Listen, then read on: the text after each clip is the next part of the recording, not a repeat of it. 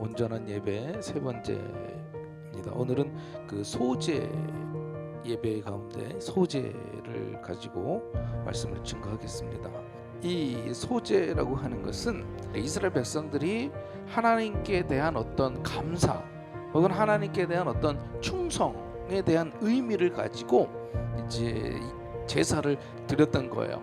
우리의 예배가 바로 이와 같은 정신이 들어가야 된다는 거예요. 예배는 누구를 향한 예배입니까?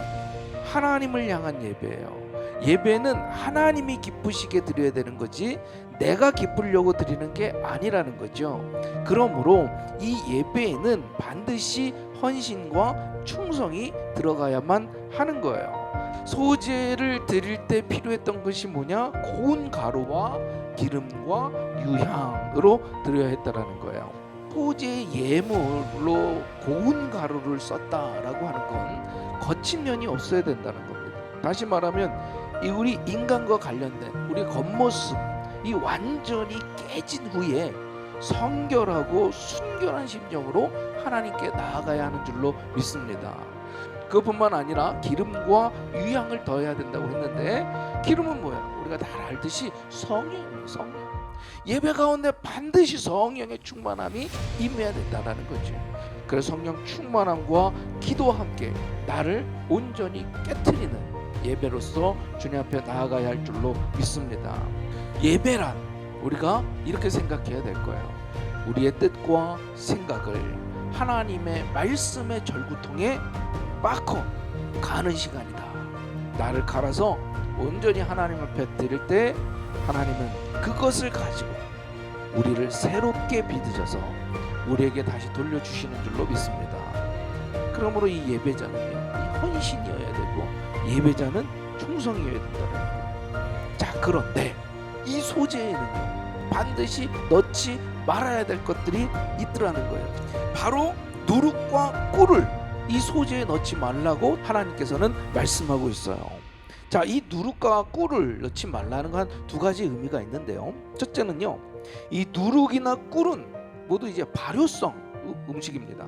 누룩 같은 경우는 보통 성경에서는 죄 혹은 사악 혹은 교만 아니면 어떤 위선 이런 것들을 상징할 때 사용을 많이 합니다.